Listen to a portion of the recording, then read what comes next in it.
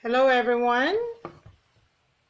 Happy Thursday. Oh, it's almost the end of the week. Welcome to day 9 of my 30 days challenge.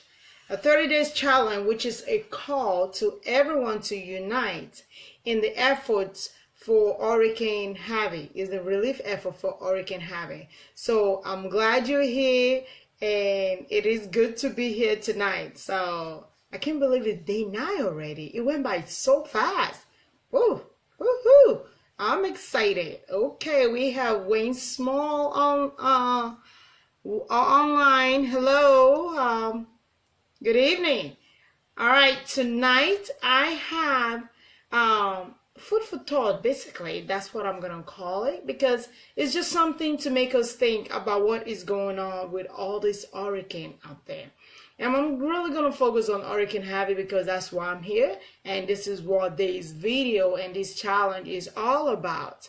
I'll be talking about what, deciding to basically to build back Houston, Texas.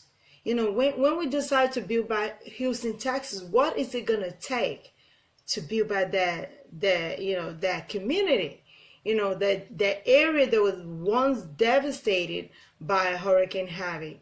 So that's what I'm going to talk about, and I'm going to talk about the lesson learned from the past hurricanes that we've had in the United States, and also I'm going to basically pick out some information that looks like there's always a repetitive of how we behave after the hurricane. I don't know why this is so, but survey and study has shows that people tend to behave the same way after the hurricane. So I'm going to talk a little bit about that. Of course, I'm going to talk about the key information that people need to take away from Hurricane Harvey. What have you learned? What do we learn from Hurricane Harvey? What has the people in the shelter learned? And also I'm going to basically talk a little bit about all this money that we donate, all these goods, the package that we send in. What does it really mean to those people at the shelter? And I'm going to just point a little about, talk a little bit about that. Put out some informations that we can all think about and actually see how we can better help these people. And let me see. Also, I'm going to talk about in all these hurricanes going on during the hurricane season. Let me rephrase that. Like during the hurricane season, what industry really benefit from the hurricane season? So I'm just gonna it was interesting because I was reading a few articles, and I was reading about different industry and how they benefit during the hurricane, and it actually dawned on me that wow, why some people are suffering, some people are actually basically living large and actually enjoying it. So, but hey, that's the world we live in, and I just want to point that out because I think it's interesting. I mean, sad but interesting. All right, and also I'm going to talk about the future, of course, the future problem that we should respect after the hurricane is gone, like 5 years from now. What should we expect from Houston, Texas? And of course, I'm going to talk about our expectations and the growth, the projected growth to the state of Texas. I'm going to talk a little bit about that. All right, let me get started. All right, first, this is a fact. When we decide to build back the state, Houston, Texas, we know that it's going to take time. That's the fact. It's not going to be an overnight thing. No magic pills that's going to make us snap our fingers and everything went back to normal. No, it's going to take time.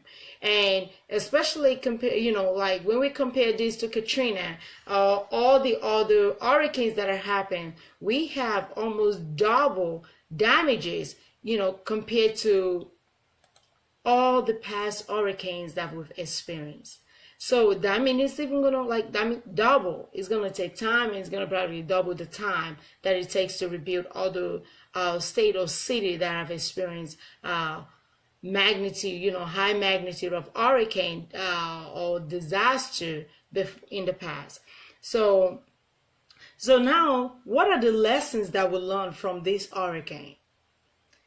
One, personally, I've learned a lot of lessons that, it looks like during devastating time, during hard time, people tend to come together, especially American tends to come together, to help each other out, which is good. And that is why I love this challenge so much, because you call on people and we respond positively, which is a great thing about American. And I'm glad that we all doing that.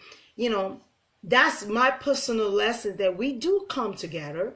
And then another thing is that what I've learned is that during time like these, there are certain few people that basically take advantage of situations like this. It is not new, but this is lesson that I've known, and Hurricane Harvey situation is not going to be an exception. The same kind of people, would travel million miles just to go do some damage or loot or rob people's houses, during this time. So it's a shame, but it happened. That's another lesson I've learned. Okay, now let me fast forward to the old city, to the old community of Houston, Texas. What had the government official learned? One, they probably learned by now that, maybe it is time to revise their flood map. It's not working. Something not working. Yes, nature is nothing that we can compare with, granted, but most of the official probably realize that it is time to revise their flood plan. All right. Or they might say, okay, maybe we need to redesign our infrastructures to better support this magnitude of hurricane in the near future. That's another lesson that they probably learned. And they're probably sitting down right now thinking about how can they rebuild this infrastructure or redesign this infrastructure to better support the community. Or another thing that they probably realized by now, or lesson that they might have learned in Houston, Texas, that maybe they need to build a more stronger or resilient homes. Yes, they probably think about that. Oh, don't build it all, right? But we can't, because we said Houston is one of the fourth largest city in the United States. So it's impossible not to build, because people have to live somewhere, So they're probably thinking, okay, what kind of structure can support hurricane, or like Cat 4 hurricanes in Houston, Texas, or Cat 5 can withstand that magnitude of damage. All right, that's probably their lesson. Okay, I'm going to move on. All right, the reason I point this out is that I was reading an article today, and this article basically talked about Hurricane Ike, back into September 2008, and how everything happens, and then FEMA went out after the hurricane, and they did a revised flood map. But the problem was that after the hurricane, even though FEMA went and did the flood map, nothing really happened after that. The flood map was done. Yes, it was just sitting idle somewhere without being implemented. But why? The question is, why don't they implement the flood map during that time? Not now, but during that time. So there are several reasons why it wasn't implemented. One is too expensive, there's no funding. Two, or some people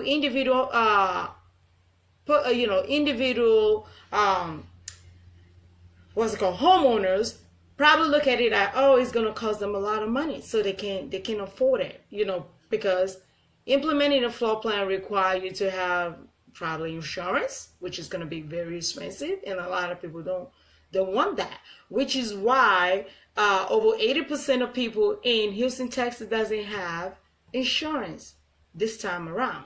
So only 20% of the of the city, of the area affected, homes have flood insurance. So stuff like that is one of the reasons why a lot of people don't implement the flood plan. But if implemented, the floor plan can actually say, it might cost, it might cost ahead of time, but it saved them a lot of headache in the long run. Just food for thought. All right, so let's talk about, now I'm looking at the devastated in Houston, Texas, and say, wow, 40,000 plus homes. So when I talk about industry, what comes up? What industry pops up? Of course, the construction industry. All these homes has to be either rebuilt, or demolished, and something else has to come up, in the same area. So the construction industry is basically going to make a big buck. They're going to be booming in the next few years in that area. That's the fact. But what else? Insurance company, I won't really say they're gonna benefit, but it's more like they're gonna level it out, because they're gonna pay a lot out. Maybe not as much, because only 20% of the affected homes have flood insurance. But most of them have mortgage insurance, which is another way of rebuilding their house, right? Depends on the insurance, which I'm not an expert on. But what I'm saying is that the insurance company, we benefit a little bit, but they're more likely to level it out. But another industry that's going to benefit is the energy industry. Talking about construction, everything done in construction required energy. Everything done basically around the world required energy. So the energy company is going to benefit as well. So constructions and energy are the two industry that I look at that stand out, that they're gonna basically benefit in these, in these states where Houston, Texas find themselves. All right, just wanna, like I said, tonight is just food for thought, something to think about and all that. All right, based on the study done after Katrina, is going to, and if this study hold truth today, I will say, I will basically conclude that half of the people that were displaced during Houston Hurricane Harvey will basically go back and live in Texas a year from now. Is that true? Okay, if this article is right, and if this study remains true, that's what they're projecting. That maybe half of them will go back and leave a year from now. But at the same time, they projected that 1/3 of the people will still live in the same home that they lived before the storms. So 1/3. So we're talking about 42,000 plus people displaced. So 1/3 of that, okay, do the math. We'll still live in the same locations. But there's a lot of people. But there's something I want to throw out there, something to just think about tonight. All right. So what kind of problem should we expect in the near future? If you look at on my Facebook page, like I always do, I posted a few pictures about trash. People are basically returning back to their home, which is a great thing. And of course, the road is now filled with trash everywhere. My question is, how long is it going to take to clear out that trash? It's probably going to take months. You probably see it on the news. It's going to take months. So that's one of the problems that we should basically expect. But when we put trash out for a prolonged time, what happens?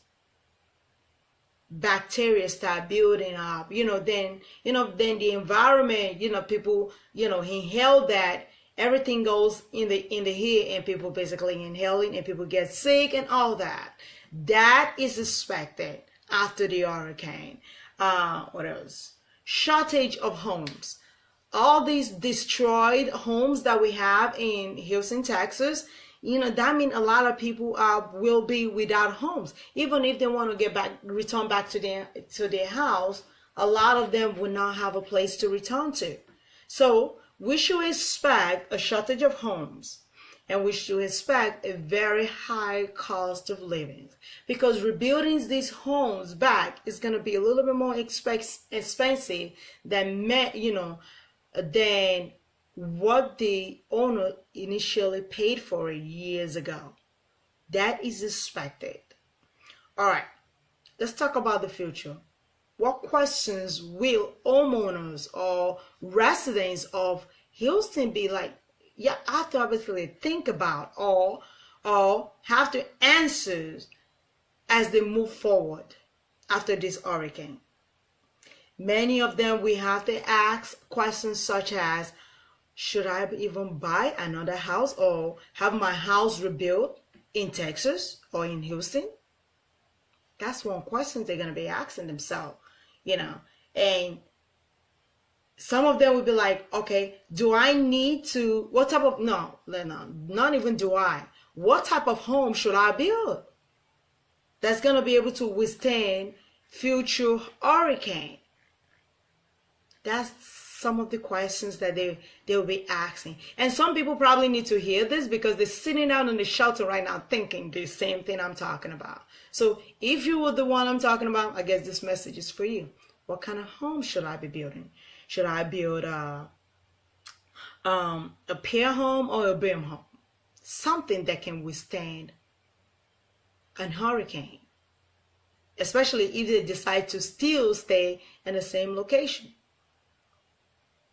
Some will have to answer the question, should I get a flood insurance?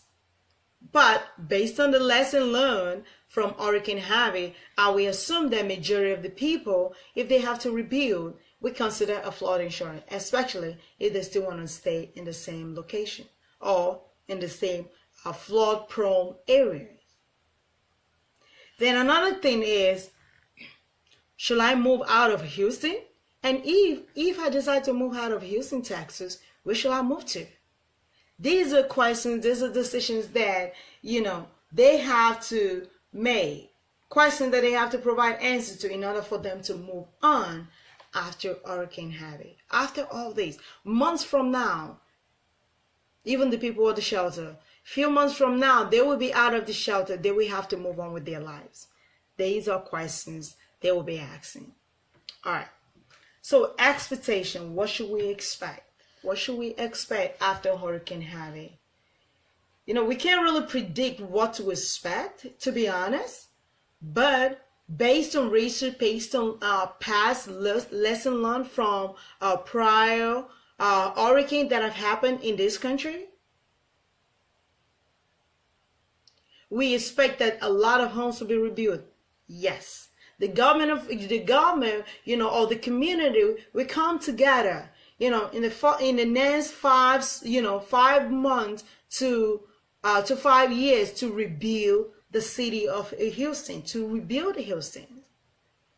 And whether we like it or not, the same displaced people will probably still live in the same locations, like, close to the flood-prone area, low-level areas. This is expected. And most of them, one more thing, and it's still expected that the population of Texas will continue to grow. We expect that because the Texas Democratic Center projected that by the year 2025, hear this, that by the year 2025, Texas, we have a population of over 8.3 million people. That's a lot of people. Considering what happened in Houston, you would think a lot of people were like, oh, forget it, I'm moving out. But no, we can't do that because that's home to a lot of people, a lot of immigrants, So it is projected that state of Texas will continue to grow high, go up. So in conclusion, so what are the warnings that we should give to people that basically going through the hurricane or experiencing the disasters of Hurricane Harvey today? Simple. The first warning is, probably the first and the only warning I would want to give is that avoid, if you have to rebuild, if you have to live in Houston, Texas, avoid the low-lying, flood-prone areas. I'm doing all right, sir. Thank you. All right. Avoid that area. Because you should know that if you decide to leave, if you don't want your home to be flooded again, let's say 5-10 years from now, then it would be wise to avoid that area. Simple. That would be a warning that I want to put out. But, having said all this, the fact still remains that Houston, Texas has to be rebuilt. The people has to go back with their life. The community needs to be rebuilt, so basically can support the people and their livelihood. So, so we cannot change that. The question is, how can you that are watching me tonight and everyone else out there help rebuild Houston, Texas? And how can we basically learn from past hurricane and even the future hurricane to come and avoid, try to save each other a lot of headache or these devastations that we are going through? Yes, we understand nature cannot be competed with, but there's something that we can do on our part. And having a flood insurance probably is one of them. I'm not advocating for FEMA, but hey, it is what it is. It happens. We always have flood season every year in the United States. Anyway, that's all I want to put out tonight. And lastly, one thing I always put out every single day. If you're still in Houston, Texas, and you're stranded in your home and you don't know where to go, please find somebody that you know that have a cell phone and text the word shelter plus your zip code to 4 FEMA. That is number 4 FEMA or 43362. Again, it's 43362. All right, that's all I have for you tonight. And let's continue to come together to help support those people at the shelter, those people that are displaced, those that need prayer. Please, if you know how to pray, please pray for them, because we all need prayer at this time, during a time like this. Even for the people in the East Coast, for Hurricane Harvey coming up, you'll need your prayer as well. Keep us in your prayer. Anyway, I will see you again tomorrow by God's grace. Until then, thank you for watching day 9 of my 30 days challenge. Take care and God bless.